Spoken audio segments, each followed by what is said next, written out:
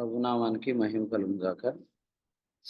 ప్రభువైన యేసుక్రీస్తు నామంలో ఉదయకాలం చేరి వచ్చిన దేవుని ప్రియులందరూ కూడా వందనాలు తెలియచేస్తున్నాను.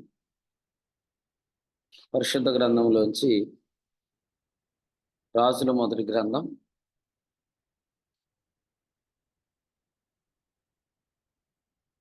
16వ అధ్యాయాన్ని మనం చదువుకున్నాం. రాజుల మొదటి గ్రంథం 16వ అధ్యాయంలో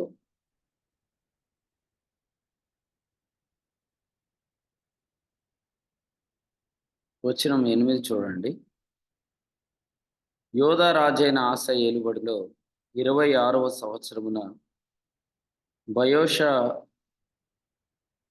బయేషా కుమారుడైన ఏలా తిర్షాయందు ఇశ్రాయేలు వారందరినీ ఏలన ఆరంభించి 2 సంవత్సరములు ఏలేను.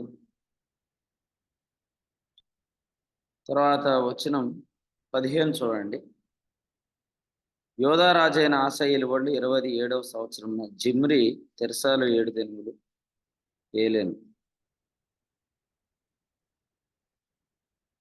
వచనం 23 చూడండి. యోధా రాజైన ఆస ఏలుబడిలో 31వ సంవత్సరమున ఉమ్రి ఇశ్రాయేలు వారికి రాజై 12 సంవత్సరములు ఏలేను.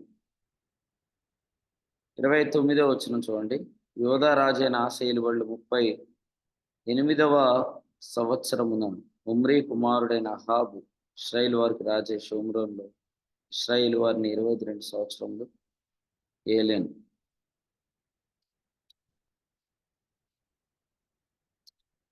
పదిహేనో అధ్యాయం 33 చూడండి. 15:33 ఆసా ఏలుబడిలో 3వ సంవత్సరమందు అహియా కుమారుడైన బయేషా తిర్షాయందు ఇశ్రాయేలు వారందరినీ ఏలన ఆరంభించి. ప్రభునందు ప్రియులారా, ఉదయకాలం మనం చదివిన వాక్యంలో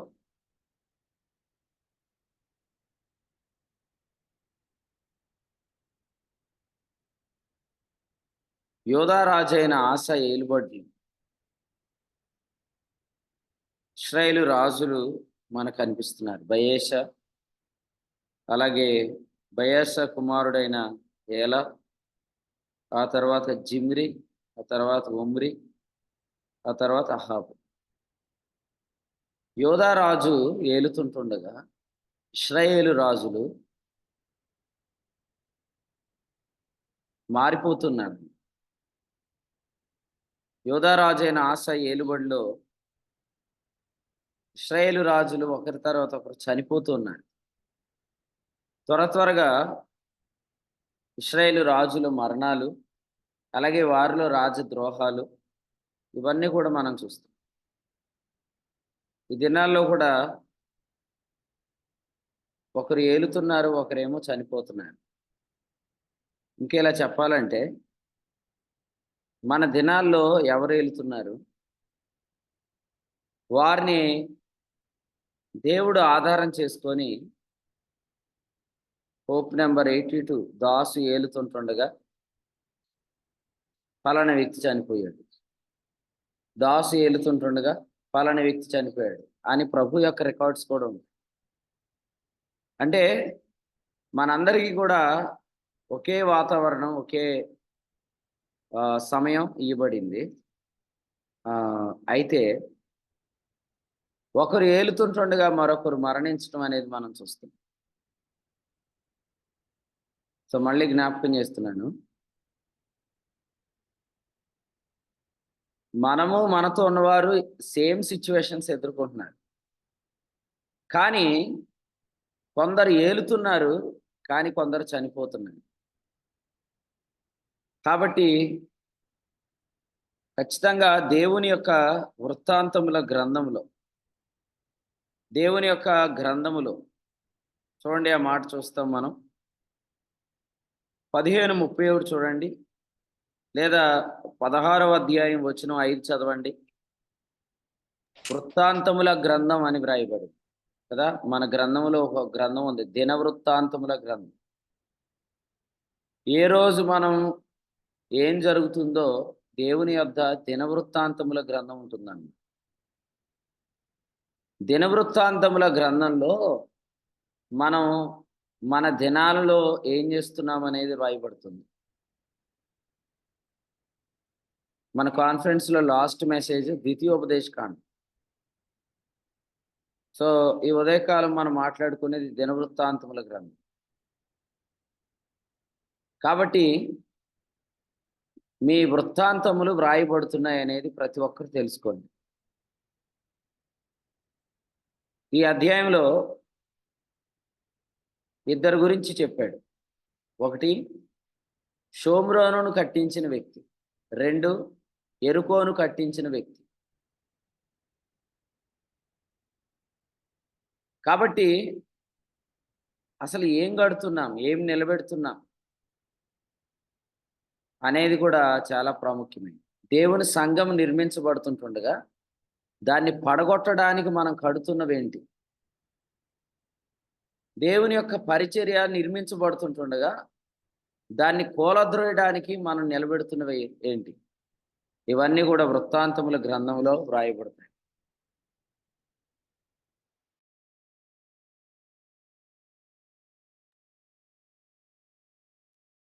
కాబట్టి మీరు గమనించండి, ఒకరు ఏలుతున్నారు, వారు ఏలుతున్న కాలంలో కొందరు చనిపోతున్నారు. మనకందరికీ తెలిసిన పాఠమే, అయినా మనం జాగ్రత్తగా ఉండాలి. ఏమంటే, శరీరం ఏలితే ఆత్మ చనిపోతుంది, ఆత్మ ఏలితే శరీరం చనిపోతుంది. రోమాపత్రిక 5:17 చెప్పాడు, మరణం ఒకని ద్వారా వచ్చినదే ఒకని ద్వారా ఏలిన యెడల కృపా బాహుళ్యమును నీతిదానమును పొందువారు జీవము గలవారై మరి నిత్యము యేసుక్రీస్తును ఒకని ద్వారానే వెలుగు. కాబట్టి righteousness is the gift of God అనే కాన్షియస్ కంటిన్యూస్ గా మనం పొందుకోవాలి. తద్వారా మాత్రమే మనం జీవిస్తాం, జీవిస్తేనే మనం ఏలతాం. ఆశ ఏలుబడి యందు బయోష అనే మాట చూస్తాం. ఆశ ఏలుబడి యందు ఏల అనే మాట చూస్తాం. ఆశ ఏలుబడి యందు జిమ్రి అనే మాట చూస్తాం. ఆశ ఏలుబడి యందు ఒమ్రి అనే మాట చూస్తాం. ఆశ ఏలుబడి యందు అహాబు అనే మాట చూస్తాం. అంటే అటుప్రక్క రాజులు షిఫ్ట్ అయిపోతున్నారు, ఇశ్రాయేలు రాజులు మారిపోతున్నారు. కారణం ఏంటంటే ఆశ ఏలుతున్నాడు, వారు కూలుతున్నారు. ఆశ జీవిస్తున్నాడు, వారు చనిపోతున్నారు. ఈ దినాల్లో కూడా మనం ఒక పరీక్ష చేసుకోవచ్చు. మన దినాలలో అభివృద్ధి చెందుతున్న వ్యక్తులు ఉన్నారు, వర్ధిల్లుతున్న వ్యక్తులు ఉన్నారు, ఆత్మలో వర్ధిల్లుతున్న వ్యక్తులు ఉన్నారు. దేవుడు వారితో మనల్ని కంపేర్ చేస్తాడు. కొంతమంది వాగ్దానాలు పొందుకొని వాగ్దానాలు స్వతంత్రించుకొని వారుగా పరిగెత్తుతున్నారు. హెబ్రీ పత్రిక 6:11 వచనం నుంచి మనం చూస్తాం. హెబ్రీ పత్రిక 6 రాసినట్లుగా వాగ్దానాలు స్వతంత్రించుకొని వారితో మనం పోల్చబడతాం, పరిగెత్తుతున్న వారితో మనం పోల్చబడతాం, కంపేర్ చేయబడతాం. వృత్తాంతముల గ్రంథం అందు వ్రాయబడుతుంది. అందుచేత జీవిస్తున్నామా, జయిస్తున్నామా, తర్వాత మనం నిర్మించబడుతున్నామా? కొలస్సీ పత్రిక 2:6-7 వచనాలు చెప్పినట్లుగా మనం అభివృద్ధి చెందుతున్నాము అనేది మనం ఖచ్చితంగా గమనించుకోవాలన్నమాట. సో చూడండి, పరిశుద్ధ గ్రంథంలో గలతీయులకు రాసిన పత్రిక 5వ అధ్యాయాన్ని మనం పరిశీలిస్తే ఇలా వ్రాయబడింది. చూడండి, గలతీయులకు రాసిన పత్రిక 5వ అధ్యాయం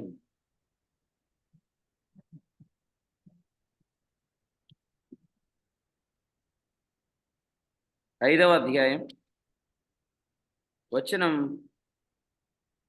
18 చూడండి.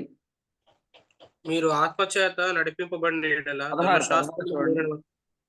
16 నేను చెప్పున్నది ఏమనగా ఆత్మానుసారంగా నడుచుకునండి, అప్పుడు మీరు శరీర ఆత్మ చేత నడిపించబడండి, ఆత్మానుసారంగా నడిపించబడండి. వాక్యంలో రాయబడింది, ఆత్మ చేత నడిపించబడండి, ఆత్మానుసారంగా నడిపించబడండి. చాలాసార్లు చెప్పుకుంటున్నట్లుగా రోమా 5:17 యొక్క అర్థం ఏంటంటే, కృపాబాహుళ్యమును నీతి దానమును పొందువారు అనే మాటకి ఆత్మ సాక్ష్యం పొందువారు అని అర్థం. సో ఆత్మ చెప్పే సాక్ష్యం నమ్మితే ఆత్మ చేత నడిపించబడతాం, ఆత్మానుసారంగా నడిపించబడతాం. మీరు ఆత్మను అనుసరించి నడిస్తే మీరు శరీర కార్యములను నెరవేర్చరు అనే మాట వ్రాయింది. సో మనందరికీ శరీరం ఉంది, కానీ ఆశ చావట్లేదు. కానీ బయోషా చచ్చిపోయాడు. అతని కుమారుడైన ఏలా చనిపోయాడు. అతని కుమారుడైన తన తర్వాత వచ్చిన జిమ్రీ చనిపోయాడు, ఉమ్రీ చనిపోయాడు, అహాబు కూడా చనిపోతాడు. కానీ యోధారాజు నిలబడుతున్నాడు. మరి మనం కూడా ఆలోచన చేసుకోవాలి. ఇవే వాతావరణాలు మన చుట్టూ ఉన్న వాళ్ళకి కూడా ఉన్నాయి, కానీ వారు నిలబడుతున్నారు, వారు జయిస్తున్నారు, వారు జీవిస్తున్నారు, వారు జయిస్తున్నారు. రోమాపత్రిక గలతీ పత్రిక 5వ అధ్యాయంలో చెప్పినట్లుగా 19వ వచనంలో జారత్వం విషయంలో మాట్లాడాడు ఫస్ట్. మీరు చూడండి, మన యంగ్ జనరేషన్ ఉన్న ఈ దినాల్లో చాలామంది జారత్వాన్ని జయిస్తున్న వారు మనతో ఉన్నారు. మరి వారు జీవిస్తున్న కాలంలో నువ్వు ఓడిపోతున్నట్లుగా ఒకవేళ వస్తే, అపవిత్రత ఉంది. చాలామంది అపవిత్రతను అసహించుకుంటున్నారు. యోధావు రాసిన పత్రికలో ఏం చెప్పాడంటే, యోధావు రాసిన పత్రికలో అపవిత్ర ప్రవర్తనను 23వ వచనం అసహించుకొనుచు అన్నాడు. మన దినాల్లో ఆశ లాంటి వారు ఉన్నారు, లేదా ఏలుతున్న వారు ఉన్నారు, లేదా జీవిస్తున్న వారు ఉన్నారు. వారు అపవిత్రతను అసహించుకుంటున్నారు. మరి దినాల్లో అపవిత్రతను అత్యాశతో జరిగించే వాళ్ళు ఎవరు? ఇశ్రాయేలు రాజులు కాదా? ఎఫెసీ పత్రిక 5వ అధ్యాయం 19వ వచనం, వారు సిగ్గులేని వారై ఉండి నానా విధమైన అపవిత్రతను అత్యాశతో జరిగిస్తుంది. చూడండి, జీవింపజేసే ఆత్మ యొక్క నియమం రోమాపత్రిక 8:2, జీవమునిచ్చు ఆత్మ యొక్క నియమం. ఈ నియమాన్ని మనం ఆరంభంలో విన్నది వేరు, ఇప్పుడు వింటుంది వేరు. దేవుని మహాకృప చేత మనం క్రీస్తులో నూతన జీవనంలో మనం ముందుకెళ్లే కొద్దీ మరింత ఎక్కువగా మనం జీవిస్తున్నాం కదా, మరింత ఎక్కువగా జీవిస్తున్నాం. మరి దినాల్లో మరింత ఎక్కువగా జీవించే ఏర్పాటు అందిన తర్వాత కూడా అపవిత్రతను అత్యాశతో జరిగిస్తున్న వారిని ఎంకరేజ్ చేస్తున్న వాళ్ళు కూడా ఉన్నారు. చాలా విచారం ఏంటంటే, అపవిత్రత అనేది జరుగుతుంది అని తెలిసిన తర్వాత కూడా వాళ్ళని ప్రోత్సహిస్తున్న వారు ఉన్నారు. సో మనం ఇదే గమనించాం. ఓ ప్రక్క ఆశ ఏలుబడి జరుగుతుంది, కానీ ఓ ప్రక్క ఇటు ప్రక్క ఇశ్రాయేల్ రాజులు వికెట్స్ డౌన్ అయిపోతుంది, ఒకరి తర్వాత ఒకరు పడిపోతుంది. కారణం ఏంటంటే, ఆత్మచేత నడిపించబడేవారు, ఆత్మానుసారంగా వెళ్ళేవారు, ఆత్మసాక్ష్యాన్ని బట్టి ప్రవర్తించేవాళ్ళు, వాళ్ళు నిలబడుతున్నారు. వారి ద్వారా సంఘాలు కట్టబడుతుంది. కొందరు సంఘాలు కట్టే పనిలో ఉంటే, కొందరు షోమ్రోన్లు కట్టే పనిలో ఉన్నారు. కొందరు పరిచర్యలు కట్టే పనిలో ఉంటే, కొందరు ఎరుకోలు కట్టే పనిలో ఉన్నారు. దేవుని యొక్క సంఘాన్ని కూలద్రోయటానికి, దేవుని పని యొక్క తీవ్రతను పాడు చేయటానికి ఎవరు ఏకీభవించినా, అది షోమ్రోనైనా అది ఎరుకో అయినా, ఖచ్చితంగా వాళ్ళందరూ కూడా తీర్పులోకి వస్తారు. ఉదయం తెలుసుకోండి, దేవుని యొక్క వాక్యంలో మనం చూస్తుంది ఏంటంటే, శరీర కార్యముల్లో మూడవది కాముకత్వము అని చెప్పాడు. గలతీ పత్రిక 5వ అధ్యాయం 19వ వచనం. సో ఈ విషయాన్ని మనం కూడా గమనించాలి. కాముకత్వం అనేది జారత్వంలాగా ఉండదు, అది అపవిత్రతలాగా ఉండదు. కాముకత్వాన్ని బైబిల్ ఏమని రాశాడంటే, తెస్సలోనిక పత్రికలో 4వ అధ్యాయంలో కామాభిలాష అని రాశాడు. అంటే ఏంటి? ఇలా చెప్తాను చూడండి. విశ్వాస సంబంధమైన మనం విశ్వాసుల్లో జరుగుతున్న అక్రమాన్ని ప్రోత్సహించడం అన్నమాట. ఫర్ ఎగ్జాంపుల్ కొరింథీయులకు రాసిన మొదటి పత్రికలో 5వ అధ్యాయంలో మీలో జారత్వం ఉన్నదన్న వదంతి కలదు అని చెప్పాడు. చెప్తూ తర్వాత ఏమన్నాడంటే 2వ వచనంలో ఇట్లుండి మీరు ఉప్పొంగుచున్నారు అని చెప్పాడు. ఉప్పొంగడం అంటే ఏంటి? ఆ కార్యక్రమాన్ని ప్రోత్సహించడం అన్నమాట. ఎందుకు ప్రోత్సహిస్తున్నారు? అందులో వీళ్ళు కూడా ఎంజాయ్ చేస్తున్నారు. దేనిని కామాభిలాష అని, కాముకత్వం అని దేవుని వాక్యం చెప్తుంది. సో గమనించండి, అసలు ఇది జరిగితే రేపు సంఘానికి నష్టం జరిగిద్ది, పరిచర్య పాడైపోతది. తర్వాత దీనివల్ల భవిష్యత్తులో ఫ్యూచర్‌లో ఏదైనా నష్టాలొస్తాయి అనే భారం కలిగినోడు. జస్ట్ మాకు ఈ సండేనే ఒక వర్తమానం వచ్చింది స్థానిక సంఘంలో. ఆ వర్తమానం ఏందంటే, ప్రతి ఒక్కరు గూడా సమాధానం చెప్పేవారుగా ఉండాలి అని ప్రభు మాట్లాడాడు. అంటే ప్రతి ఒక్కళ్ళకి రెస్పాన్సిబిలిటీ ఉండాలని చెప్పాడు. గత రాత్రి కూడా రామచంద్రపురంలో దేవుడు ఒక వర్తమానం చెప్పాడు. అదేంటంటే, మనమందరం గూడా దేవుని సేవ కొరకు పిలువబడినట్లుగా ఉండాలి అని చెప్పాడు. అంటే ఇండివిడ్యువల్‌గా ప్రతి ఒక్కరి మీద భారం ఉండాలి. మరి భారం కలిగినోళ్ళు ఏం ఆలోచిస్తారు? సంఘ క్షేమాన్ని ఆలోచిస్తారు. వ్యక్తిగత ప్రయోజనాలు ఎవరు ఆలోచించరు. కొన్నిసార్లు మనం వ్యక్తులకు విరోధం అవుతాం గానీ, సంఘ క్షేమాన్ని కోరుకునే వారంగా ఉంటాం. తర్వాత మన వ్యక్తులకి ఆశీర్వాదంగా ఉంటాం. ఇక్కడ చూడండి, అపవిత్రతను జరిగించే వారిని ప్రోత్సహించేవారు కామాభిలాష కలిగిన వారు, కాముకత్వం కలిగిన వారు. వారు ఎందులో అతిశయిస్తున్నారంటే, వారు ఎందులో ఉప్పొంగుతున్నారంటే, అసలు వాళ్ళు దేనినైతే ఆహ్, నో చెప్పాలో దానికి వాళ్ళు ప్రమోట్ చేస్తున్నారు. సో, వీరి వలన పని పాడవుతూ మాత్రమే కాదు, వీరు ఖచ్చితంగా తీర్పులోకొస్తారు. నేను నిన్న ఉదయం చెప్పా గదా! ఒక ఒక వ్యక్తి హ్మ్. ఒక సేవకుడే చెప్పాను. నిన్నే చెప్పాను. కొంతమంది నాకు ఫోన్ చేసి కూడా అడిగారు. నేను అది చెప్పాను. ఓ వ్యక్తి అనవసరంగా మాట్లాడాడు ఆదివారం అని చెప్పా కదా! డైరెక్ట్‌గా మన సహోదరుడు డైరెక్ట్‌గా మెసేజ్ చేసి, "నువ్వెందుకు ఇలా మాట్లాడావు?" అని డైరెక్ట్‌గా అడిగితే, "నేను మాట్లాడలేదు" అంటాడు. మళ్ళీ రెండోసారి అంటాడు, "నేను మాట్లాడింది ఆయన గురించి కాదంటాడు." మూడోసారి లాస్ట్‌లో ఏమన్నాడో తెలుసా? "అవును, అబద్ధ బోధ చేసినందుకు మాట్లాడాను" అన్నాడు. ఆ 3 ప్రస్తావించి, "ఈ మూడిట్లో 3 సార్లు నువ్వు మాట మార్చావు కదా! ఫైనల్‌గా నువ్వు ఈ దేవుని సేవకుడి మీదే నువ్వు మాట్లాడావని ఒప్పుకుంటావా? ఫైనల్ చేసుకో. ఖరారు చేసుకో. లూక్ బర్నబాస్ అనే వ్యక్తి మీద నువ్వు మాట్లాడినట్లుగా నువ్వు ఒప్పుకుంటావా?" అని ఆ మాట మీద నువ్వు నిలబడని చెప్పి దాన్ని కన్క్లూడ్ చేశాడు. అంటే సంగతి ఎత్తి మాట్లాడుతున్నప్పుడు మాత్రం ఆ వ్యక్తి 3 సార్లు మాట మార్చాడు. ఒక సేవకుడై ఉండి. ఓపెన్‌గా లైవ్‌లో వాతావరణం గురించి మాట్లాడిన దానికి ఆయన కడుపు మంటొచ్చి, ఆమెన్ అంటే జరిగిపోతదా? అని చాలా వ్యంగ్యంగా కామెంట్స్ చేశాడు. నేను గూడా ఇదే జ్ఞాపకం చేస్తున్నాను. మనం వింటున్న వర్తమానం చాలా పవర్‌ఫుల్. మనం ఆమెన్ అంటే గూడా చాలు, దేవుని కార్యాలు మనం చూస్తున్నాం. జస్ట్ మనం చేతులెత్తితే చాలు, దేవుని కార్యాలు చూస్తున్నాం. మరి ఇంత పవర్‌ఫుల్ మినిస్ట్రీ జరుగుతున్నప్పుడు అవతల ప్రక్క అక్రమాన్ని ప్రోత్సహించే వ్యక్తుల్ని ఏమంటారు? భయం లేనోళ్ళు అనరా? దేవుని భయం లేనోళ్ళు అని అంటారు గదా! కాబట్టి మీరందరూ దేవుని భయం కలిగి ఉన్నారని నేను నమ్ముతున్నాను. ఎందుకంటే ఆస నిలబడతాడు గానీ, ఇశ్రాయేలు రాజులు కూలిపోతారు. దావీదు సింహాసనం నిలబడతది గానీ, దావీదు సింహాసనానికి విరోధంగా రూపించబడిన ఆయుధాలన్నీ కూలిపోతాయి.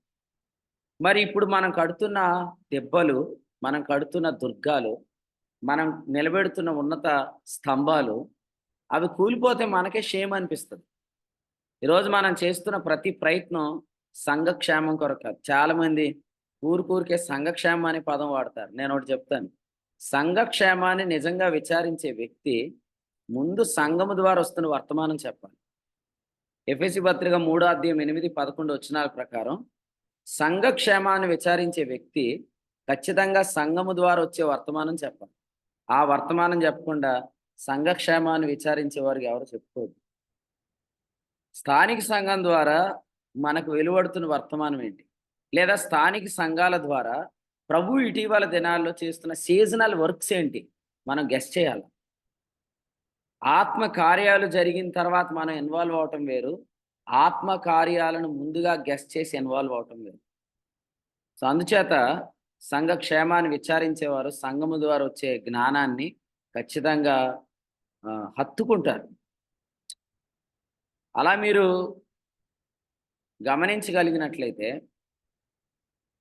సంఘక్షేమాన్ని మీరు విచారించినట్లయితే, సంఘానికి విరోధంగా లేపబడుతున్న దేనిని మీరు ఎంకరేజ్ చేయరు. చిన్న ఎగ్జాంపుల్, కొరింథీయులకు రాసిన మొదటి పత్రిక 5వ అధ్యాయంలో, మీరు ఉప్పొంగుతున్నారు కదా, ఉప్పొంగుతున్న వారి శక్తిని నేను తెలుసుకుంటానన్నాడు పౌలు గారు. అంటే దాని అర్థం ఏంటంటే, అసలు మీ మాటల్లో ఎంత శక్తి ఉందో నేను తెలుసుకుంటాను. అవి ఎంతవరకు నిలబడతాయి, అవి ఎంతవరకు నిర్మించబడతాయి, అవి ఎంతవరకు కొనసాగుతాయి అని జ్ఞాపకం చేసి. కాబట్టి అదే కొరింథీ పత్రిక 6వ అధ్యాయంలో అన్నాడు, ఒకవేళ ఎవరైనా సంఘక్షేమానికి విరోధంగా లేచి ఏదైనా జరిగిస్తున్నప్పుడు నువ్వు వారితో సాంగత్యం చేయొద్దని చెప్పి. కానీ బాధాకరమైన విషయం ఏంటంటే, చాలామంది ఫోన్ కాల్స్ మెయింటైన్ చేస్తున్నారు, చాలామంది మెసేజ్లు మెయింటైన్ చేస్తున్నారు. ఇప్పుడు మీరు చూడండి, ఒక ప్రభుత్వం లేచి నిలబడినప్పుడు ప్రభుత్వాన్ని కూలదోయాలనుకునేవాడు ఏం చేస్తాడు? దానికి వ్యతిరేకమైన కాల్స్ మాట్లాడుతూ ఉంటాడు, దానికి వ్యతిరేకమైన చాటింగ్స్ చేస్తూ ఉంటాడు. అలాగే ఈరోజు కూడా స్థానిక సంఘంలో దేవుని యొక్క పని జరుగుతున్న కాలంలో ఈ పనిని పాడు చేయడానికి జరుగుతున్న అది జారత్వం కావచ్చు, అది అపవిత్రత కావచ్చు, దాన్ని ఎంకరేజ్ చేసే కామాభిలాష కలిగిన వాడు ఎవరైనా కావచ్చు, అతడు చేస్తున్న రికార్డింగ్స్ కానీ చాటింగ్స్ కానీ అవన్నీ ప్రభు ఖచ్చితంగా వింటాడు. వినటం మాత్రమే కాదు, దీని విషయంలో ప్రభు ఖచ్చితంగా లెక్క తేలుస్తాడు. యోదావు రాసిన పత్రికలో మనం అదే చూస్తాం. కఠినమైన మాటలన్నిటిని గురించి దేవుడు వారిని ఒప్పింప చేస్తాడు అనే మాట మనం చూస్తాం. అందుచేత దేవుని యొక్క పనికి, దేవుని యొక్క మందిరానికి విరోధంగా నిర్మించబడుతున్న షోమ్రోన్లు కానీ లేకపోతే ఎరుకోలు కానీ అవేవి నిలబడవు. ఎందుకంటే అవి అసలు కట్టడం కూడా ప్రభు గమనిస్తున్నాడు అని మనం గమనించాం.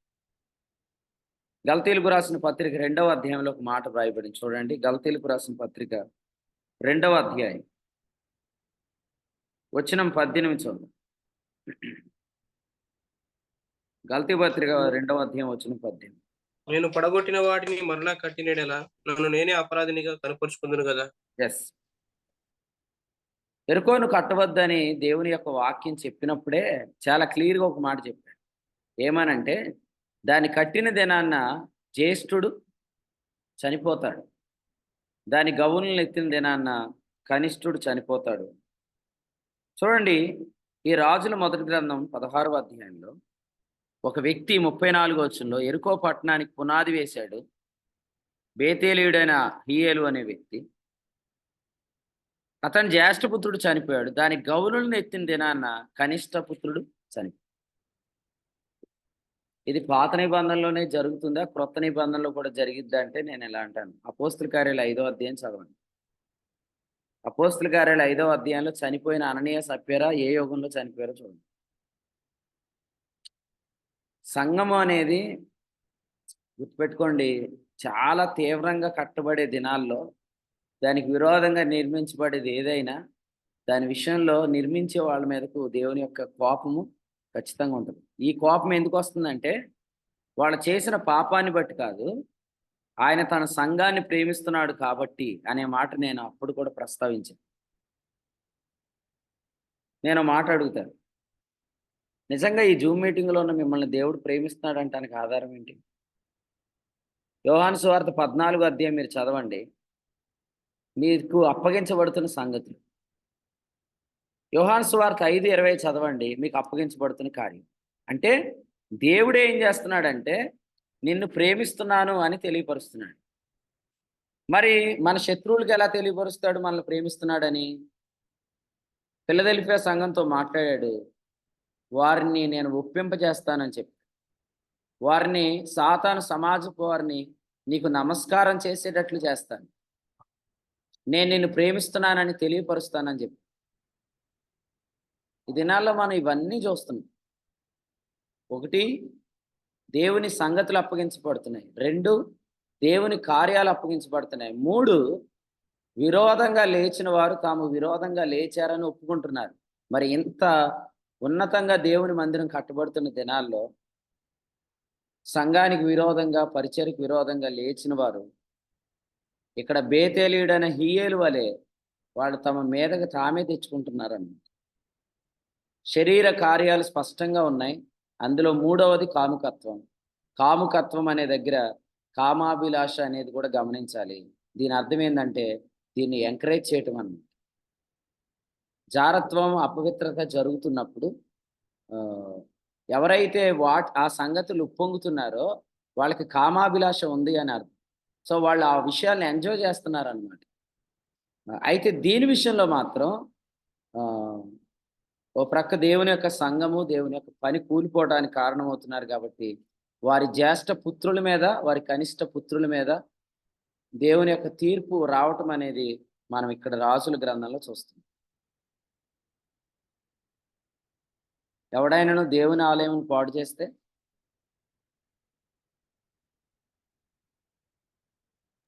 దేవుడు వాని పాడు చేయను. కొరింథీ మొదటి పత్రిక 3:16 ఏముందండి? ఎవడైనాను దేవుని ఆలయం పాడు చేస్తే దేవుడు వానిని పాడు చేయను అన్నాడు. నేను అడుగుతాను, వాడెవడు? దేవుడు ఎవరు? దేవుడు అంటే దేవుని ఇల్లు.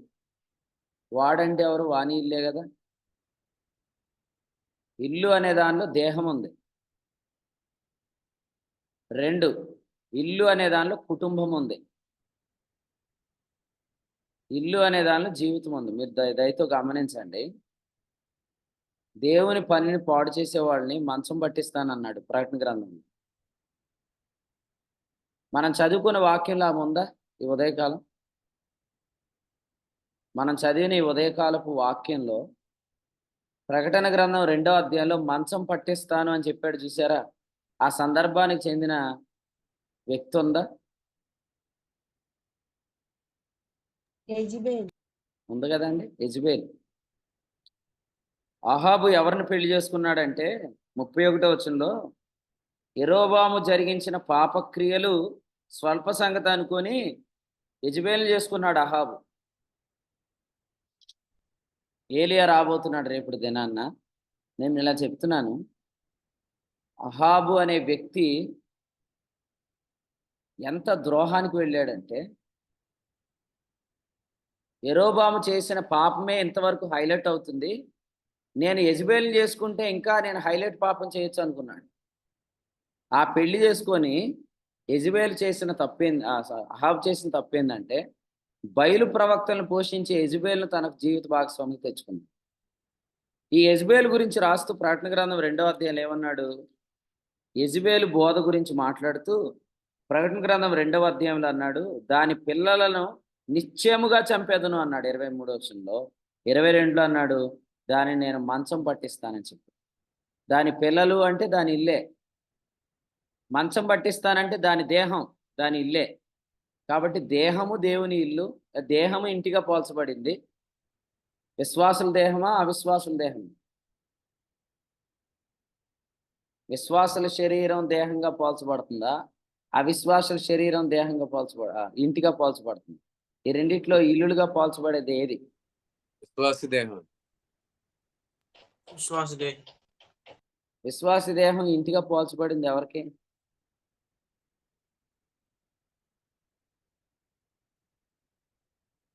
విశ్వాస శరీరం ఇల్లా, అవిశ్వాస శరీరం ఇల్లా అని అడుగుతున్నాను.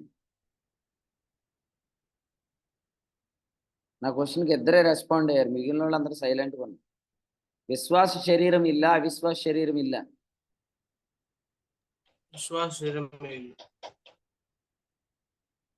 విశ్వాస శరీరం ఎవరికి ఇల్లు?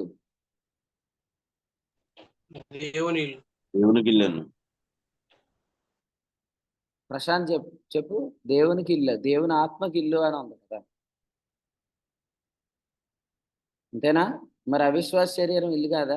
కొరింథీ 2:5 చదవండి. భూమి మీద ఉన్న ఈ గుడారము అన్నాడు. భూమి మీద ఉన్న ఈ గుడారం అంటే శిథిలమైపోతున్న గుడారం. అది ఎవరికి ఇల్లు?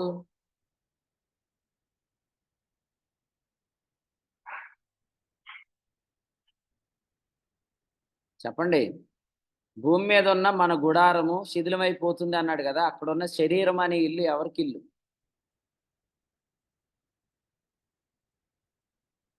మీరు ఆలోచిస్తే చెప్పేస్తారు, మీరు ఆలోచించట్లేదు. అట్లీస్ట్ ఆలోచించండి.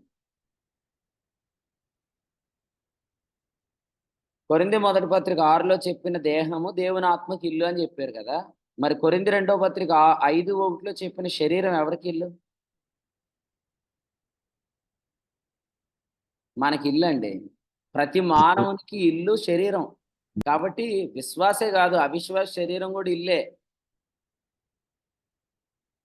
ఆ ఇంటిని పాడు చేస్తానంటున్నాడు అంటే అర్థం ఏంటి? దేహము శరీరం పాడు చేయటం అంటే ఆరోగ్యం దెబ్బతినిద్ది అని అర్థం. దేవుని పనిని పాడు చేసేవారి ఆరోగ్యాలు దేవుడే పాడు చేస్తాడు. 2, దాని పిల్లలను చంపుతానంటున్నాడు. దాని పిల్లలు చంపడం అంటే అర్థం ఏంటి? ఫ్యామిలీ లైఫ్ అన్నమాట. ఫ్యామిలీ లైఫ్లో డిస్టర్బెన్స్ వచ్చేసింది. ఎందుకంటే నిర్మించబడుతున్న దేవుని మందిరానికి విరోధంగా వెళ్తున్నావు. ఇప్పుడు హగ్గయి గ్రంథంలో లాగా ఆగిపోయిన మందిరం అనుకోండి, నువ్వేం చేసినా పర్లేదు. ఇది చాలా వేగంగా కట్టబడుతుంది. రాత్రి కూడా నేను నిడదవోలు ఒక మాట చెప్పాను. విశ్వాసం ఎలా వెల్లడవుతుందంటే పెంతెకొస్తు పండగ వచ్చినట్లుగా వెల్లడవుతుందని ప్రభు చెప్పాడు. పెంతెకొస్తు పండగ వచ్చిన రోజు ఏం జరిగింది? వేగముగా వీచి బలమైన గాలి అని చెప్పాడు. అంటే చాలా వేగంగా దేవుని యొక్క ఇల్లు కట్టబడుతుంది. మీరు చదివితే దానియేలు గ్రంథంలో వీధులు ఎంత తొందరగా నిర్మించబడుతున్నాయో రాశాడు. చదవండి కావాలతో. దానియేలు గ్రంథం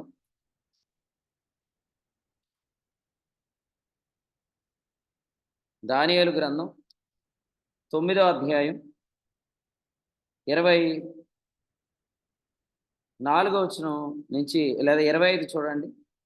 తొందరగల సమయములయందు పట్టణపు రాచవీధులు కందకములు మరల కట్టుబడి. ఇది ప్రవచనమే కానీ ఇందులో ప్రస్తుత అర్థం కూడా ఉంది. తొందరగల సమయం అందు దేవుని మందిరం కట్టబడుతుంది. మనకు చాలా తక్కువ సమయం ఉంది. త్వరలో సంఘం ఎత్తబడబోతుంది. మనం చాలా వేగంగా దేవుని పని చేస్తున్నాం.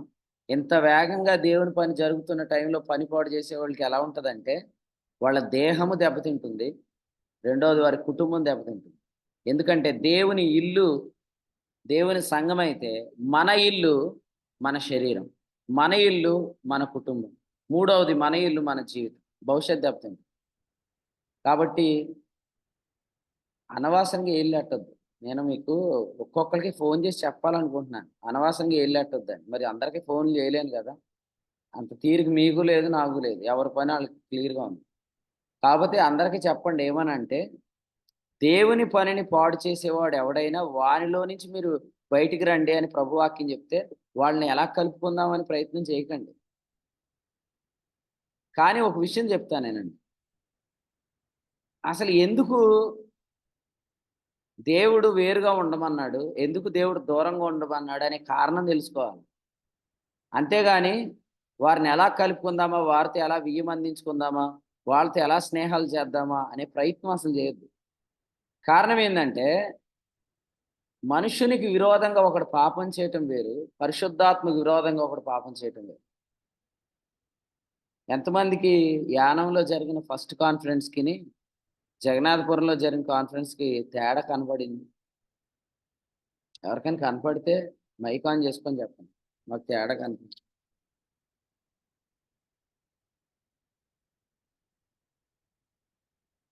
ఎవరికైనా కనపడిందా? యానంలో కాన్ఫరెన్స్కి జగన్నాథపురంలో కాన్ఫరెన్స్కి తేడా కనపడిందా? ఏం తేడా కనపడిందో తేడా చెప్పండి ఎవరో. మంచి రీజన్ చెప్పాలి, తేడా కూడా మంచి కారణం చెప్పాలి. భోజనాలు బాగున్నాయి అనేవాళ్ళు ముందు చెప్పకండి అసలు.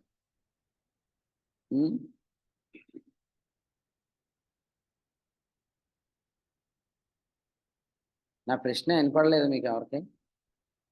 యానం కాన్ఫరెన్స్ లో దుష్టుడి ప్రభావం ఎక్కువగా చూసేవాడు మనం ప్రారంభించినప్పటి నుంచి. కానీ ఈ ఈ యొక్క కోడికలో వాడు ఎంత ప్రయత్నం చేసినా సరే అసలు ఏ విషయంలో కూడా వాడు కొన్ని విషయాల్లో సఫలం అవడానికి ప్రయత్నం చేసినట్టు కనిపించింది అప్పుడైతే. కానీ ఈ ప్రతి జగన్నాథపురంలో జరిగిన కొడుకులో వాడి ప్రయత్నాలన్నీ కూడా నిష్ప్రయోజనం అయిపోయినాయి ప్రతి విషయంలో కూడా. వాతావరణ విషయంలో కానీ చాలా విషయాల్లో అండి. ఎందుకంటే మన సహవాసంలో ఉన్న వారిని కూడా డిస్టర్బ్ చేయడానికి అనేక మంది ప్రయత్నించినప్పుడు అన్ని విషయాల్లో కూడా వాడి ప్రయత్నాలన్నీ నిష్ప్రయోజనం అయిపోయినాయి. అది మాత్రం నేను చూశానండి. అలాగే వర్తమానాల విషయంలో కూడా చాలా వ్యత్యాసం ఉందండి అప్పటికి అన్ని ఇప్పటికి. మీరే చెప్పేస్తున్నారండి, మొత్తం మీరు చెప్పేశారు. కొంతమంది చెప్పట్లేదు, సైలెంట్గా ఉన్నారు. నేను ఇప్పుడు ఏమనుకోవాలా? షోమ్రోని ఏమైనా కట్టెత్తున్నారండి మీరు? ఎరుకో కట్టెత్తున్నారు.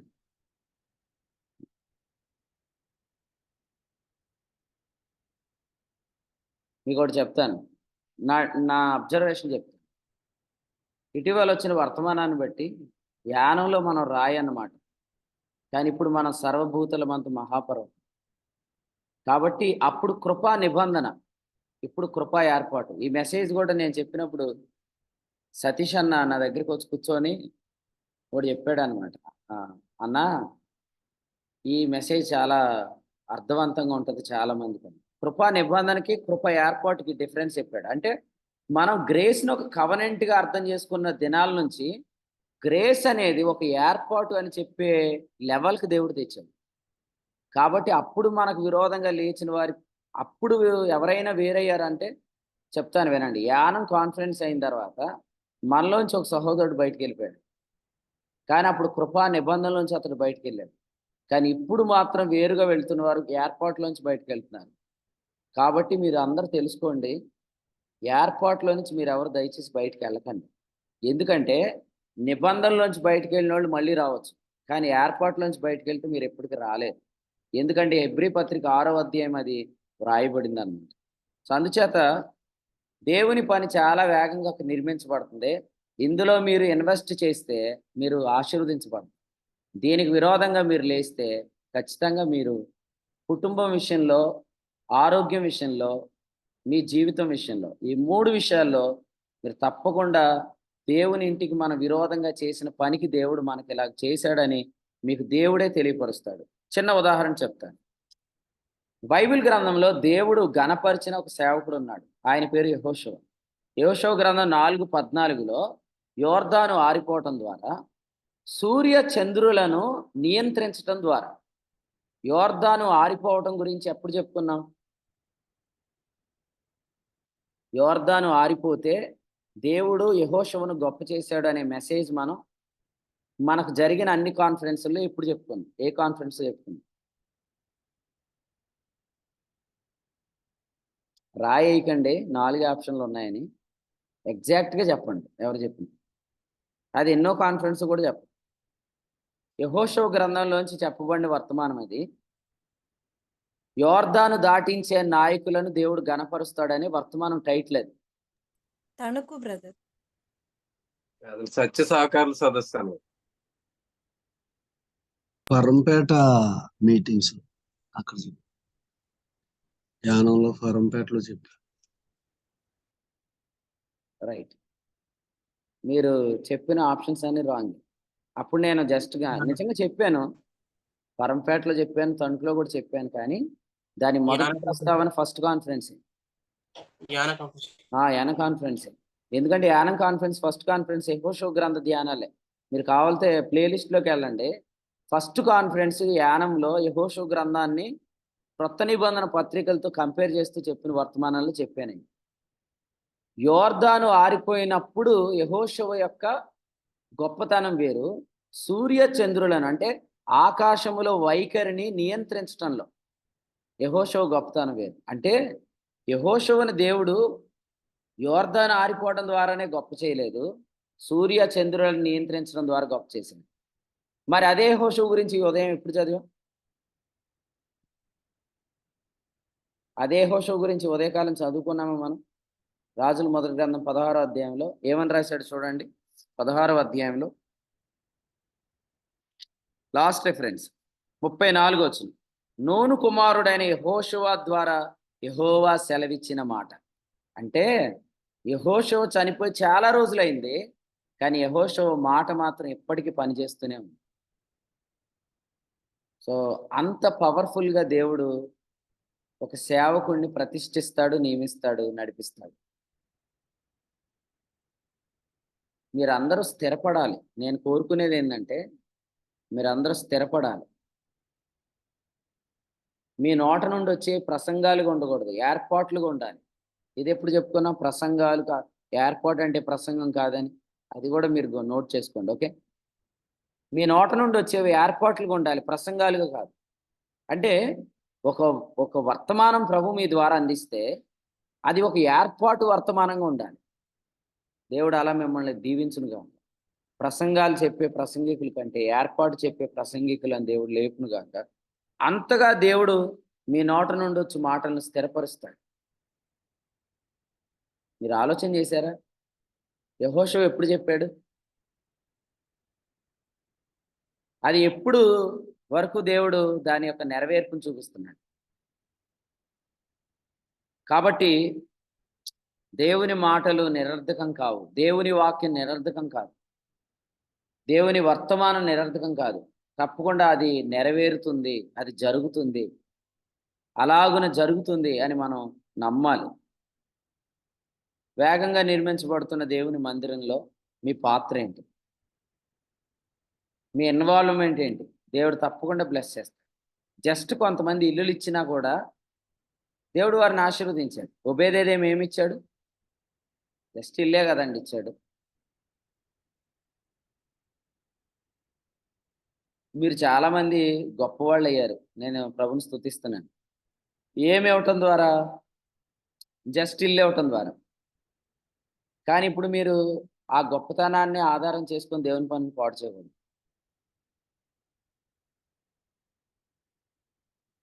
నిజంగా వాసు అన్న సాక్ష్యం ఒకటి చెప్తాను నేను.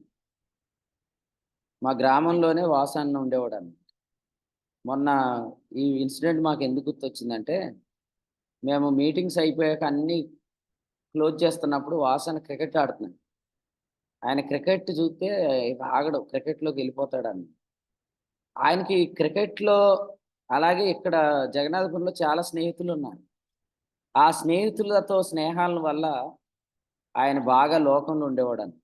కానీ అలాంటి ఆయన ఈరోజు ఒక పని మీద బాధ్యత కలిగి ఒక సంఘాన్ని నడిపిస్తూ ఒక మంచి కుటుంబ జీవితం కలిగి భారం కలిగి, రాత్రి మేము ఉంగుటూరు వెళ్ళాం, ఉంగుటూరు మీదుగా ఊరు వెళ్ళాం. ఉంగుటూరులో పని జరిగింది, భీమవరంలో పని జరిగింది. వాళ్ళు ఎక్కడికి వెళ్తే వాళ్ళ ద్వారా దేవుని పని జరుగుతూనే వచ్చింది. అంటే జస్ట్ వాళ్ళు ఏమి ఇచ్చారంటే ఒక గృహం ఇచ్చారు దేవుని పని జరుగుతుంది. అందుకని దేవుడు వాళ్ళని చాలా గొప్పగా ఆశీర్వదించాడు. అయితే ఆ ఆశీర్వాదాన్ని మనం ఏం చేయాలంటే మంచి దానికి ఉపయోగించాలి. అంతేగాని ఈ ఆశీర్వాదం నీకు ఎలా వచ్చిందో కూడా నువ్వు మర్చిపోయి దానిని ఆనుకొని నువ్వు షోమ్రోన్లు కట్టకూడదు, ఎరుకోలు కట్టకూడదు. సో ఇది మీరు బలంగా నమ్మండి. ఈ దినాల్లో మీరు జస్ట్ ఇల్లు ఇచ్చినా మీ దేవుడు మిమ్మల్ని ఆశీర్వదిస్తాడు. మీరు జస్ట్ అందులో కొంత ఇన్వెస్ట్ చేసినా కూడా దేవుడు మిమ్మల్ని ఆశీర్వదిస్తాడు. నేను ఒకటి చెప్తాను. యోసేపు చేతిలో సమస్తం సఫలమవుతుందని తెలిసినప్పుడు యజమానుడు ఏం చేశాడు? భోజనం చేయడం తప్ప మిగిలిన యోసేపుకి అప్పగించేశాడు. అంతేనా? నేను ఈ పరిచర్యలో ఇంత పెడితే, ఇంత బ్లెస్సింగ్ వస్తే నేను ఇంకా కొంత పెట్టాలని నాకు అనిపిస్తుంది. సో నేను పెట్టుకుంటాను, నేను చేసుకుంటాను. కానీ అట్ ది సేమ్ టైం రెండోది కూడా ఆలోచించాను. రెండోది ఏంటంటే, ఈ మినిస్ట్రీ ఎంత బ్లెస్ అవుతున్న మినిస్ట్రీ కాబట్టి దీనికి వేరుగా వెళ్తున్న వారిని మనం ఎంకరేజ్ చేయకూడదు అనేది కూడా మనకు ఉండాలి. లేదంటే మనం కూడా ఏమవుతామంటే దుష్టక్రియల్లో పాలువారం అవుతాము, వాటికి మనం లెక్క చెప్పం. కాబట్టి మూడవ మాట, శరీర కార్యాల్లో కాముకత్వం అనేది ఏదైతే ఉందో అందులో ముఖ్యంగా మనం ఈ ఉదయం చెప్పుకునేది ఏంటంటే, కొంతమంది దీన్ని ఎంకరేజ్ చేస్తున్న వారు ఉన్నారు, ఉప్పొంగుతున్న వారు ఉన్నారు. ఇంకా చెప్పాలంటే మీరు వారిని వెలివేయలేదు అని చెప్పారు. వారిని మీరు సాంగత్యం చేస్తున్నారు, వారిని మీరు ఎంకరేజ్ చేస్తున్నారు అని చెప్తున్నాడు. ధర్మశాస్త్రం దేనికి బలం? పాపానికి బలం. ధర్మశాస్త్రం పాపానికి బలం కదా. అయితే ఇలా చెప్తానేనండి, మనం చేసే సాంగత్యం కూడా కొందరి పాపానికి బలం. మనం చేసే స్నేహం కూడా కొందరి పాపానికి బలం. మరి చేస్తున్నారు ఈ స్నేహాలు, చేస్తున్నారు ఈ సాంగత్యాలు. ధర్మశాస్త్రంను కొట్టివేయటానికి వచ్చిన క్రీస్తు నిన్న నిడదవోలు మొదటి వర్తమానం. మరి పాపం చేసే వారికి బలమిస్తున్నామంటే మరి ధర్మశాస్త్రం కొట్టివేయడానికి వచ్చిన క్రీస్తుని మీరు ఒకసారి స్మరించుకోండి కదా. ఈ అధ్యాయాలన్నిటిలో కూడా మనం చూస్తున్నాము, పాపం చేసే అంశాన్ని గురించి చాలాసార్లు ఈ అధ్యాయంలో రాయబడింది. మీరు చదవండి, ఫస్ట్ రెఫరెన్స్ మొదలుకొని లాస్ట్ రెఫరెన్స్ వరకు చేస్తున్న పాపం అనే అంశం ఇందులో వ్రాయబడింది. దయచేసి ప్రియమైన సహోదర సహోదరులారా, పాపం చేస్తున్న ఎవరిని ప్రోత్సహించొద్దని ప్రేమతో తెలియజేస్తుంది. మీరు నిజంగా సంఘక్షేమాన్ని విచారించే వాళ్ళైతే ఇది పాపం అని చెప్పరే, ఇది అక్రమం అని మీరు చెప్పరే. అది చెప్పకుండా మీరు దానికి బలం ఇచ్చినప్పుడు దాని ద్వారా జరిగే నష్టానికి మీరు ఉత్తరవాదులు కాదు. దైవ గ్రంథంలో రాయబడింది, దుష్ట సాంగత్యమే మంచి నడవడిని జరుపుతుంది. కొరింథీ మొదటి పత్రిక 15. నిజంగా మీరు కానీ సాంగత్యం చేయకపోతే కొందరి పాటికి నిజంగా మారు మనసు పొందేవాడు. వారిలో నిజంగా దైవ చిత్తానుసారమైన దుఃఖం వచ్చి ఉండేది. ఎందుకంటే మీతో ఎవరు మాట్లాడకపోయినా తట్టుకుంటారు, కానీ మీ ప్రాణ స్నేహితులు మాట్లాడకపోతే తట్టుకుంటారా? మీతో ఎవరు మాట్లాడకపోయినా మీరు తట్టుకుంటారు, కానీ మీ స్వకీయులు మిమ్మల్ని వదిలేస్తే మీరు తట్టుకుంటారా? తట్టుకోలేదు. అయితే ప్రభువు నిమిత్తం తప్పు చేస్తున్న వారితో మనం సాంగత్యం చేయకుండా ఉండటం ద్వారా వాళ్ళు ఆలోచించగలుగుతారు, వాళ్ళు దుఃఖములోనికి వెళ్ళగలుగుతారు. అప్పుడు వారిలో మారు మనసు వస్తుంది. ఇప్పుడు నిజంగా ఒక వ్యక్తి తప్పిపోతే తిరిగి దొరకాలనుకునే వ్యక్తి ఏం చేయాలా? అతనిలో మారు మనసు రావాలని ప్రయత్నం చేయాలి. అంతేగాని చింతపల్లిలో ఉన్నప్పుడు నేను వర్తమానం చెప్పాను, మీకు గుర్తుందా? చింతపల్లిలో ఉన్నప్పుడు వర్తమానం ఏం చెప్పాను? యోవాబు అబ్షాలోమును ఏం చేశాడు? యెరూషలేముకు తీసుకొని వచ్చాడు. తద్వారా ఏం జరిగింది? అబ్షాలోములో మారు మనసు రాలేదు. అబ్షాలోము ఏమయ్యాడు? చనిపోయాడు. అబ్షాలోము చావుకు కారణం ఎవరు? మొదటిగా యోవాబే. చంపింది ఎవరు? యోవాబే. అదేవిధంగా మీరు కూడా తెలుసుకోండి, మీరు ఎప్పుడైనా తప్పు చేస్తున్నప్పుడు దాన్ని ఎంకరేజ్ చేస్తున్న స్నేహం ఎవరు చేస్తున్నా వాళ్ళు మిమ్మల్ని చంపేస్తున్నారు, లేదా వారు మిమ్మల్ని శాశ్వత కాలం దూరం చేయాలనుకుంటున్నారని తెలుసుకోండి. ఏదేని తోటలోంచి ఆదాము హవ్వను దేవుడు గెంటేశాడంటే ఆయన ఎటువంటి పేరెంటింగ్ చేశాడు? ఏదేని వనంలో నుంచి ఆదాము హవ్వల్ని త్రోసివేశాడంటే ఆయన పేరెంటింగ్, ఆయన యొక్క పెంపకం ఎంత కఠినమైంది అని మనం చెప్పుకుందామా? ఆయన పెంపకంలో ఉన్న ఉద్దేశం ఏంటంటే, ఇప్పుడు నా పిల్లలు దూరం అవుతారు, కానీ తిరిగి వారు యేసుక్రీస్తు ద్వారా సదాకాలం నాకు వారసులు అవుతారు. అంటే యేసుక్రీస్తు ద్వారా తనతో సమాధాన పరుచుకోవాలనే ఉద్దేశం ఆయనకు ఉంది కాబట్టి ఏదేని వనంలోంచి గెంటేశాడు. లేకపోతే వాళ్ళకి జీవవృక్ష ఫలం నిరంతర తిరుగుబాటు కారణమైంది. జీవవృక్షం మంచిదే, కానీ ఇప్పుడు మంచి చెడుల తెలివినిచ్చే వృక్షఫలం తినకముందు. కానీ జీవవృక్ష ఫలం మంచిది కాదు ఎప్పుడు? మంచి చెడుల తెలివినిచ్చే వృక్షఫలం తిన్న తర్వాత. అదేవిధంగా మన జీవితాల్లో కూడా మనము ఎప్పుడైతే శిక్ష చేయబడుతున్నామో అప్పుడు మనకు జీవవృక్ష ఫలం తినిపించే వాళ్ళు వస్తారు, కానీ వాళ్ళని దేవుడు ఇష్టపడట్లే. వాళ్ళ నుంచి మిమ్మల్ని దూరం పెట్టాలని కోరుకుంటున్నాను. ఎందుకంటే నువ్వు శాశ్వత కాలానికి దేవునికి కావాలి. నువ్వు సరైన మారు మనసు ద్వారా మరలా దేవునితో సమాధాన పడు. ఒక ఆయన ఇటీవల మెసేజ్ ఇలా పెట్టాడు, ఏమనంటే, అన్న సాతాను నన్ను మోసం చేయకుండానట్లు నన్ను క్షమించాను పెట్టాడు. ఏం పెట్టాడు? కొరింథీ 2వ పత్రిక 2:11 ఎలా పెట్టాడంటే, సాతాను నన్ను మోసం చేయకుండానట్లు నన్ను క్షమించాను పెట్టాడు. నేను ఇప్పుడు ఈ ఉదయం ఇలా చెప్తాను, సాతాను నన్ను మోసం చేయకుండానట్లు నన్ను క్షమించు కాదు, సాతాను ఎవరిని మోసం చేసేటట్లు అని రాశాడు అక్కడ. తప్పు చేసిన వ్యక్తిని కాదు, క్షమించే వ్యక్తిని మీరు చదవండి ఒకసారి, బైబిల్ కూడా మీరు సరిగ్గా చదవండి. క్షమించే వ్యక్తి సాతాను తంత్రంలో పడతాడు. క్షమాపణ మంచిదే కదా, క్షమించడం మంచిదే కదా, చెప్పాలి మీరు. క్షమించడం దైవ గుణమా కదా? మరి క్షమించడం దైవ గుణం అయితే అది సాతాను తంత్రం ఎప్పుడైద్ది? ఏం బ్రదర్, మీలో ప్రేమ లేదా అంటాడు ఒక ఆయన. నేనేమంటానంటే, ప్రేమ శిక్ష చేస్తుంది అనే వర్తమానం లేదా? 2, క్షమించడం దైవిక లక్షణం కాదా అని ఉంది. మరి క్షమించడం దైవిక లక్షణం అయితే క్షమించడం సాతాను తంత్రం అని ఎందుకు అన్నాడు? దేవుడు శిక్ష చేసిన వారిని క్షమించడం దేవుని చిత్తం కాదు. క్షమించటం సాతాను తంత్రం అని ఎందుకు అన్నాడంటే, అతడు ఇంకా మారు మనసు పొందక ముందే నువ్వు క్షమించేసావు కాబట్టి. మీరు చదవండి, ఆడికి వచ్చి మీరిక వాణిని అన్నాడు. మీరిక అంటే టైం అన్నమాట. ఇక వాణిని మీరు శిక్ష చేయొద్దు, ఎందుకంటే అతను మారు మనసు వచ్చింది. కొరింథీ 2వ పత్రిక పౌలు గారు ఎవరిని కలుసుకున్న తర్వాత రాశాడు? మొదటి పత్రిక సిస్టర్ క్లోయే ద్వారా సమాచారం వచ్చాక రాశాడు. 2వ పత్రిక బ్రదర్ టైటస్ కనిపించిన తర్వాత రాశాడు. సిస్టర్ క్లోయే ద్వారా ఫస్ట్ పత్రిక రాశాడు. బ్రదర్ టైటస్ ద్వారా 2వ పత్రిక రాశాడు. తీతు నాకు కనబడ్డాడు, అతడు కొరింథీలో వచ్చిన మారు మనసును నాకు తెలియపరిచాడు. సో నేను ఇప్పుడు 2వ పత్రిక రాస్తున్నాను రాశాడు. కాబట్టి నేను కూడా ఇలా చెప్తున్నాను, క్షమాపణ లేదా ప్రేమ లేదా అని అడిగే వాళ్ళకి ఒక ప్రశ్న అడుగుతాను. మరి మీరెందుకు మీ ఇంట్లో క్షమించరు? మీరెందుకు చాలా మందిని ఇప్పటికీ క్షమించట్లేదు? నాకు పాఠాలు చెప్తారేంటి? చాలా మందికి పాఠాలు చెప్తారేంటి? శిక్ష చేసే తండ్రికి క్షమాపణ ఎప్పుడు ఇవ్వాలో, ప్రేమ ఎప్పుడు చూపించాలో అక్కడే రాశాడు. మీరు ఇక వానిని ఆదరించి మీ ప్రేమను ఏం చేయమన్నాడు? చెప్పండి, వచనం చూడకుండా చెప్పండి. మీరు ఇక వానిని శిక్షింపక ఆదరించి వాని ఎడల మీ ప్రేమను ఏం చేయమన్నాడు? స్థిరపరచమన్నాడు. చదవండి, అక్కడికి వచ్చి ప్రేమను స్థిరపరచండి.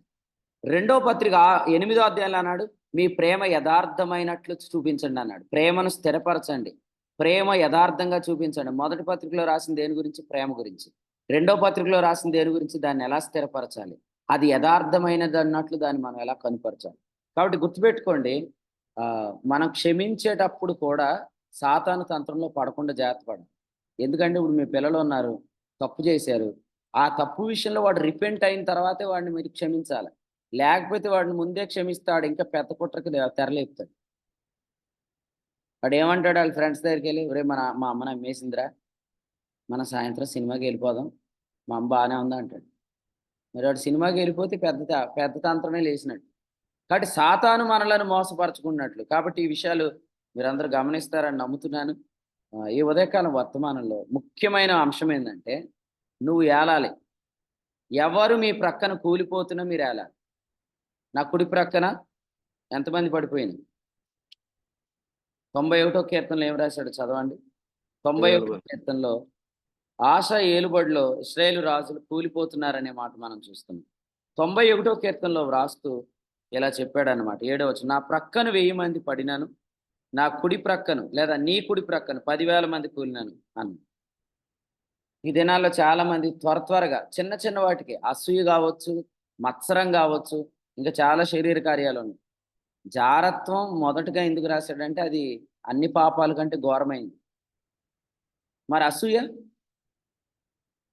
కలహం, మత్సరం, వివాదం ఇవన్నీ కూడా అందులో వ్రాయబడ్డాయి. కాబట్టి ఈ దినాల్లో చాలా మంది త్వరగా అసూయకులు పడిపోతున్నారు, నువ్వు నిలబడాలి. కొంతమంది కలహానికి పడిపోతున్నారు, నువ్వు నిలబడాలి. కొంతమంది జారత్వానికి పడిపోతున్నారు, నువ్వు నిలబడాలి.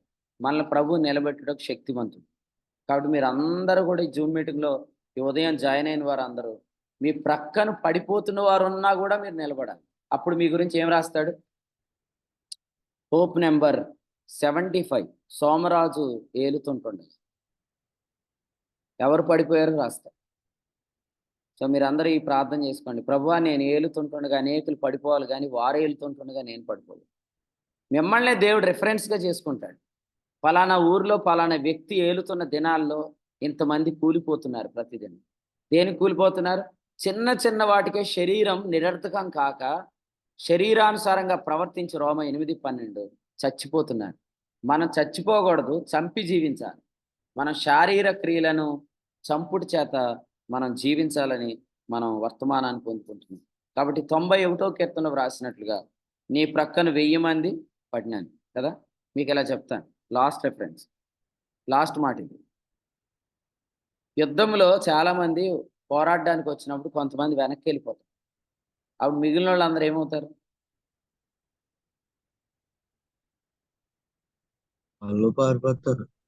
వాళ్ళు ఖచ్చితంగా పారిపోతారు. ఇంకా చెప్పాలంటే కొత్తగా పెళ్ళైన యుద్ధానికి ఎందుకు తీసుకెళ్ళొద్దు అన్నాడు? కొత్తగా ఇల్లు కట్టించుకున్నవాడిని, కొత్తగా పెళ్లి చేసుకున్నవాడిని యుద్ధానికి ఎందుకు తీసుకెళ్ళొద్దు అన్నాడంటే, వాడు యుద్ధంలో ఉంటాడు కానీ వాడి మనసు అంతా భార్య మీద ఉంటుంది. అంటే మనస్సు అంతా భార్య మీద పెట్టుకొని యుద్ధం చేసినోడు వెనక్కి తిరిగి ఉంటాడు. వీడి వల్ల మిగిలిన వాళ్ళు అందరూ డిస్కరేజ్ అవుతారు. అలా దేవుని పనిలో కూడా వెనక్కి వెళ్ళిపోయే వాళ్ళు చాలా మంది ఉన్నారు. మార్కును వెంట పెట్టుకొని వెళ్ళుట యుక్తం కాదని పౌలు బర్నబాతో ఎందుకు తర్కించాడు? అపోస్తల కార్యాల గ్రంథం 15వ అధ్యాయంలో. కారణం ఏంటంటే, దేవుని పనికని వచ్చి మధ్యలోనే వెళ్ళిపోయే వాళ్ళని మిగిలిన వాళ్ళు కూడా డిస్కరేజ్ అవటానికి కారణమవుతారు. వాళ్ళు దేవుని పని. అందుకనే మీరు ఎప్పుడైనా మీటింగ్లో కూర్చునేటప్పుడు కూడా మీరు అత్తమాటు లేచి బయటికి వెళ్ళాల్సిన అవసరం కలిగిన వాళ్ళు అయితే వెనకాలే కూర్చోవాలి, ముందు కూర్చోకూడదు. ఎందుకంటే మీరు వాక్యం చెప్తున్న టైంలో లేచి తిరగటం వల్ల మిగిలిన వాళ్ళు అందరూ డిస్టర్బ్ అవుతారు. అలాగే దేవుని పనికి వెళ్ళినప్పుడు కూడా మధ్యలోనే మనం తిరిగి వెనక్కి వెళ్ళటం అనే పనులు చేయకూడదు. అలా చేసే పక్షంలో అయితే ఎవ్వరికి డిస్టర్బెన్స్ కాకుండా మనం జాగ్రత్త పడాలి. మార్కు పాపు నుండి పంపులీకి వచ్చాడు. పంపులీలో పనిలో బర్నబా పౌలు విడిచిపెట్టి ఇంటికి వెళ్ళిపోయాడు. ఇటువంటి వాడిని మనం వెంట పెట్టుకొని తీసుకెళ్తే మన మినిస్ట్రీలో డిస్కరేజ్ అయిపోతామని చెప్పి పౌలు మార్కును వద్దు అని చెప్పి బర్నబాతో తర్కమాడి తిమోతిని వెంట పెట్టుకొని పౌలు మాసిదోనియాలో ప్రాంతంలో పరిచర్యకు ముందుకెళ్ళాడు. కాబట్టి ఈ వర్తమానాన్ని ఈ ఉదయకాలం మన అందరి వినికిలో ప్రభు దీవించును గాక. వేగంగా నిర్మించబడుతున్న పనిలో నీ పాత్ర ఏంటి? తీవ్రంగా నిర్మించబడుతున్న దేవుని పనిలో నువ్వు చేస్తున్న పని ఏంటి? జస్ట్ మీరు ఇల్లు అప్పగించండి. ఇల్లు అప్పగించి మా ఇంటిలో దేవుని పని జరగటానికి మేము ఇస్తున్నామండి అని చెప్పండి. దేవుడు ఉభయదేశం ఇంటి వాళ్ళ మీ ఇంటిని ఆశీర్వదిస్తాడు. అంతేగాని దుష్టక్రియలో పాలువారు అవ్వకండి. అప్పుడు మీ ఇల్లు పాడవుతుంది. 1 మీ దేహం, 2 మీ కుటుంబం, 3వది మీ జీవితం. ఈ 3 కూడా దేవుని సంఘం అని ఇంటిని పాడు చేసిన వారి జీవితాల్లో మనం చూస్తాం. ఇది చాలా తీవ్రమైంది. దేవుని ఆత్మ ఎందుకు వ్రాయించాడు అనేది మీరు తప్పకుండా చూడండి. దేవుని ఆత్మ ఎందుకు వ్రాయించాడంటే, జ్యేష్ఠుడు చనిపోయాడు, కనిష్ఠుడు చనిపోయాడు అనే మాటలు ఎందుకు వ్రాయించాడంటే, మనం చేసే పనుల వల్ల మన పిల్లలు ఇబ్బంది పడకూడదు. మీరు అదే గుర్తుపెట్టుకోండి. దేవుని యొక్క పనిని పాడు చేస్తే కుటుంబ జీవితాలు, శరీరము, 3వది మన జీవితం, వ్యక్తిగత జీవితం ఇబ్బంది పడుతుంది.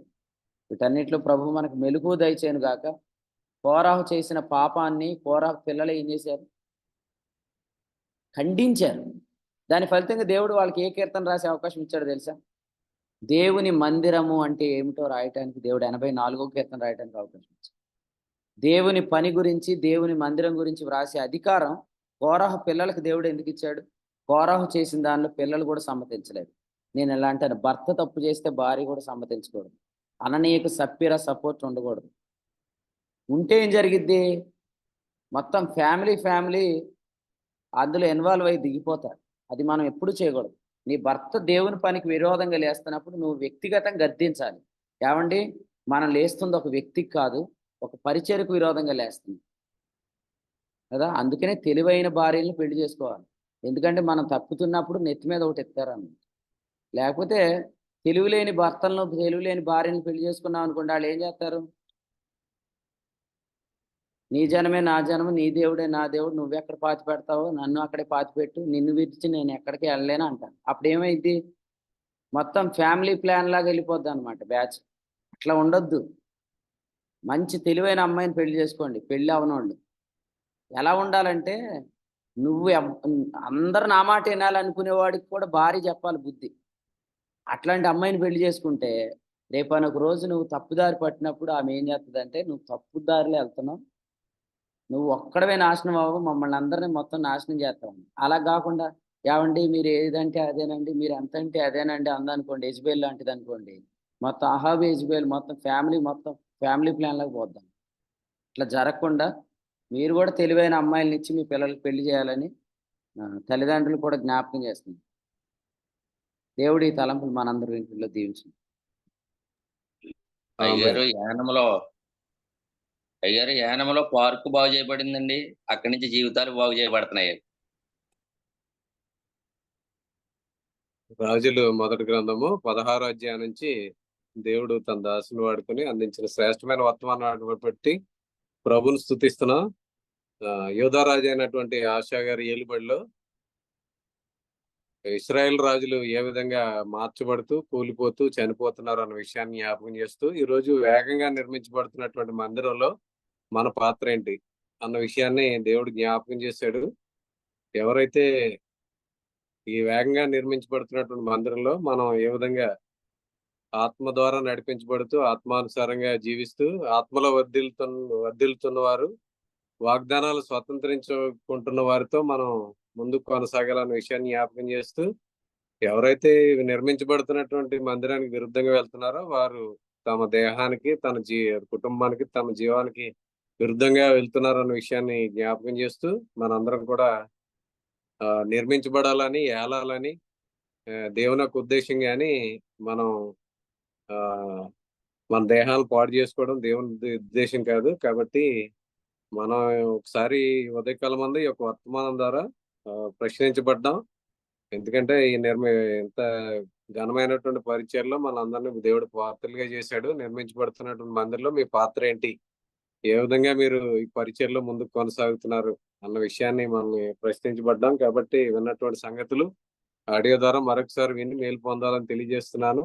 అలాగే శ్రేష్టమైన వర్తమానం అందించిన దేవుని సేవకులకు కూడా కుడి పక్షంగా వందనాలు తెలియజేస్తున్నాం. ముగింపు ప్రార్థన పెంటపాడులో పరిచయం చేస్తున్న దేవుని సేవకులు రాజేష్ గారు చేస్తారు. అలాగే కుడికిలో ఏ విధాలుగా సహకరించిన ప్రియులకు, అలాగే ఇప్పటివరకు ఆసక్తి వర్తమానం ప్రియులందరికీ కూడా వందనాలు తెలియజేస్తున్నాను.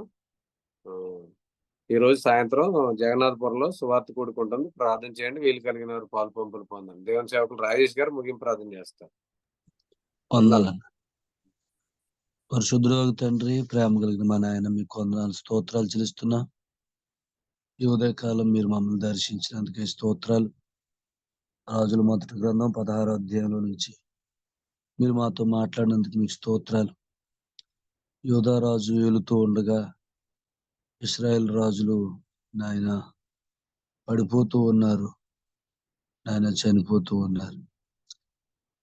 ఈ సంగతిని ఆధారం చేసుకొని మీరు మాతో మాట్లాడేందుకు మేము స్తుతిస్తున్నా. మేము ఏలేవారంగా ఉండాలని, పడిపోయే వారంగా కాదని నాయన మీరు మాకు తెలియజేస్తున్నందుకు మీకు వందనాలు. మేము ఏలాలంటే జీవించాలంటే జీవింపు చేయ ఆత్మ సంగతులు అవసరమని మీరు మాకు తెలియజేసినందుకు మీకు స్తోత్రాలు చెల్లిస్తూ ఉన్నాం. మాత్రమే కాదు, జీవింపు చేయు సంగతులు వినపడుతున్న ఈ ఏర్పాట్లో నాయన మేము ఉండాలని మీరు మాకు తెలియజేసినందుకు మీకు స్తోత్రాలు. ఈ ఏర్పాటును బోధించే చోట మేము ఉండాలని, ప్రసంగాలు ఉన్న చోట కాదు కానీ ఏర్పాటు బోధించబడుతున్న స్థలంలో మేము ఉండాలని మీరు తెలియజేసినందుకు మీకు స్తోత్రాలు. నాయన ఈ ఏర్పాటుకు, నాయన ఈ పరిచర్యకు అనేక రీతులుగా ప్రభు మరి వ్యతిరేక భావాలున్నా వాటిలో మేము చేరకుండా వాటికి మేము ప్రభు సహకారంగా ఉండకుండా మమ్మల్ని మేము బాగు చేసుకోవటానికి మీ కృపను అనుగ్రహించమని వేడుకుంటూ ఉన్నాం. ఎందుకంటే మీరు చెప్పారు వాడిని మంచం పట్టిస్తాను అని చెప్పారు ప్రభా, దాన్ని మంచం పట్టిస్తానని చెప్పారు. నాయన యెజెబెలు వంటి ఏర్పాటు నాయన చెడగొట్టే ప్రయత్నాలు మాత్రమే కాదు, ఇల్లు పాడవుతుంది. అలాగనే మేము ఈ ఏర్పాటుకు వేరుగా ఉన్న ప్రయత్నాల్లో కలిసిన అటు వారితో కలిసిన వారి ఇల్లు పాడవుతుంది, శరీరం పాడవుతుంది. నాయన అలాగనే వ్యక్తిగత జీవితము కుటుంబము కూడా దెబ్బతింటుందని మీరు తెలియజేసినందుకు మీకు స్తోత్రాలు చెల్లిస్తాం. మాత్రమే కాదు, అలాగనే వ్యతిరేకంగా నాయన ఇంటిని కట్టడానికి ప్రయత్నం చేస్తే పిల్లలు కూడా దెబ్బతింటారని మీరు మాట్లాడారు. నాయన ఏర్పాటుకు విరోధంగా ఉండి మేము మా కుటుంబాలు దెబ్బతినే ఆ స్థితిలో ఉండకుండా ఈ ఏర్పాట్లు సంతోషిస్తూ నిత్యమైన ఆనందము సంతోషము మా కుటుంబాలను ఎల్లప్పుడూ ఏలునట్లుగా మేము కూడా గొప్ప ఏలుబడులు ఉండినట్లుగా మీ అత్యధికమైన కృపను మా అందరి పట్ల కురుమరించమని నాయన మరి మేము ఎల్లప్పుడూ యోర్దాను దాటుతూ నాయన మా దేహంలో ఎల్లప్పుడూ కూడా వాక్య విషయంలో సాధకం చేసుకుంటూ ముందుకు సాగిపోవటానికి మీ కృపను అనుగ్రహించమని ఈ సందేశాన్ని బట్టి ప్రతి ఒక్కరితో మీరు మాట్లాడినందుకు మీ కృతజ్ఞతలు చెల్లిస్తూ నాయన ప్రతి ఒక్కరిని దీవించమని ఆశీర్వదించమని మీ దాసుని ఇంకను మీ ఆత్మ ద్వారా బలపరిచి మీ సందేశాన్ని మీ దాసునికి ఇచ్చి మా అందరి కొరకు నింపుమని యేసు ప్రభు నామన స్తుతించి స్తోత్రాలు చెల్లించి ప్రార్థన చేస్తున్నాం పరమ తండ్రి. ఆమేన్. ఆమేన్. ముగింపు ప్రార్థన చేసిన దేవుని సేవకులకు కూడికలో ఉన్న ప్రియులందరికీ వందనాలు తెలియజేస్తున్నాను. ఒకరి గారు వందనాలు తెలియజేసుకుని కూడికి ముగింపు చేసుకుని అందరికి వందనాలు. అందరికీ వందనాలండి. అందరికీ అందరికీ వందనాలండి. వాక్యాన్ని దైవ సేవకుడు కూడా హృదయపూర్వక వందనాలు. అందరికీ వందనాలండి. అందరికీ వందనాలండి. అందరి ప్రభు యేసుక్రీస్తు నామములో వందనాలు. అందరికీ వందనాలండి. అందరికీ వందనాలండి. అందరికీ వందనాలండి.